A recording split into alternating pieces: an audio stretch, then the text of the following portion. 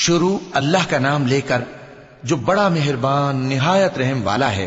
اے پروردگار، جب تو نے ہمیں ہدایت بخشی ہے تو اس کے بعد ہمارے دلوں میں کجی نہ پیدا کر دیجو، اور ہمیں اپنے ہاتھ سے رحمت عطا فرما، تو بڑا عطا فرمانے والا ہے۔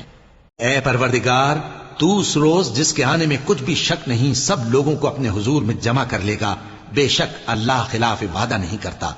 جو لوگ کافر ہوئے اس دن نہ تو ان کا مال ہی اللہ کے عذاب سے ان کو بچا سکے گا اور نہ ان کی اولاد ہی کچھ کام آئے گی، اور یہ لوگ آتش جہنم کا ایندھن ہوں گے۔ ان کا حال بھی فرعونیوں اور ان سے پہلے لوگوں کا سا ہوگا جنہوں نے ہماری آیتوں کی تکذیب کی تھی، تو اللہ نے ان کو ان کے گناہوں کے سبب عذاب میں پکڑ لیا تھا، اور اللہ سخت عذاب کرنے والا ہے۔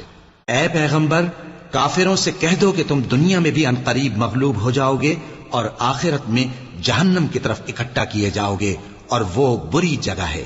تمہارے لیے دو گروہوں میں جو جنگ بدر کے دن آپس میں بھیڑ گئے قدرت الہی کی عظیم الشان نشانی تھی۔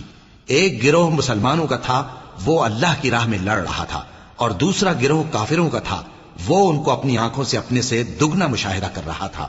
اور اللہ اپنی نصرت سے جس کو چاہتا ہے مدد دیتا ہے۔ جو اہل بصارت ہیں ان کے لیے اس واقعے میں بڑی عبرت ہے۔ لوگوں کو ان کی خواہشوں کی چیزیں یعنی عورتیں اور بیٹے اور سونے اور چاندی کے بڑے بڑے ڈھیر اور نشان لگے ہوئے گھوڑے اور مویشی اور کھیتی بڑی زینت دار معلوم ہوتی ہیں، مگر یہ سب دنیا ہی کی زندگی کے سامان ہیں، اور اللہ کے پاس بہت اچھا ٹھکانہ ہے۔